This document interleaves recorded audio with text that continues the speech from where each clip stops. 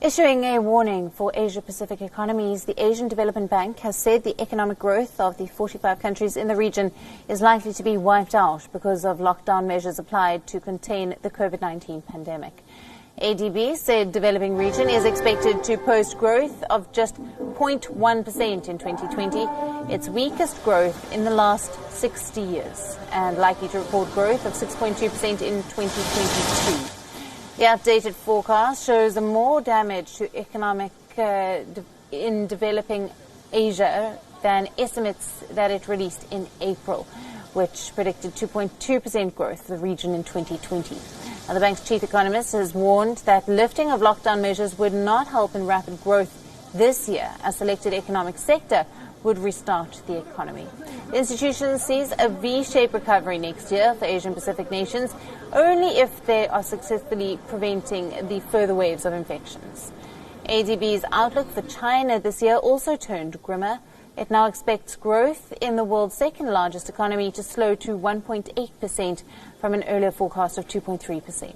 Citing depressed demand and lower oil prices, the ADB said inflation for developing Asia will ease to 2.9% this year and slow down further to 2.4% next year.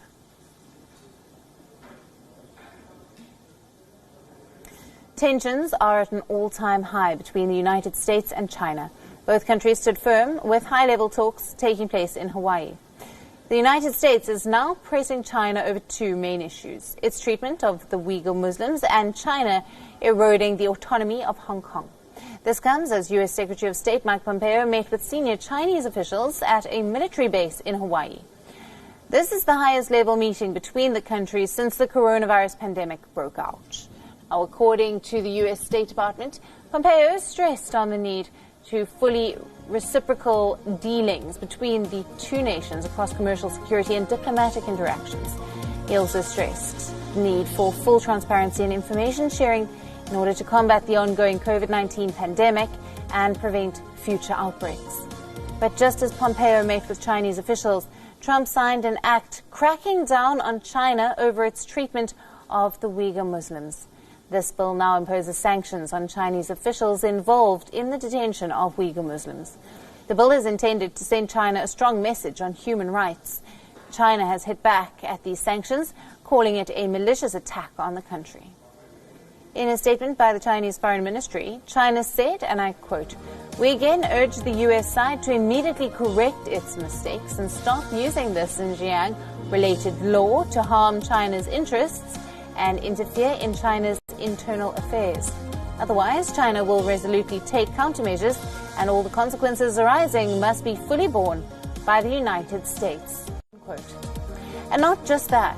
Pompeo and his G7 counterparts have now issued a strong statement against Hong Kong's controversial security law. The G7 statement voices grave concern about this law that prohibits subversion and other perceived offences in the financial hub. The joint statement by Britain, Canada, France, Germany, Italy and Japan, as well as the United States, strongly urged the government of China to reconsider this decision. But Beijing has made it clear that it will continue to push ahead with this law. The Foreign Ministry has said that Beijing's determination to introduce the law was unwavering. Now, China also denounced the statement by the G7 foreign ministers.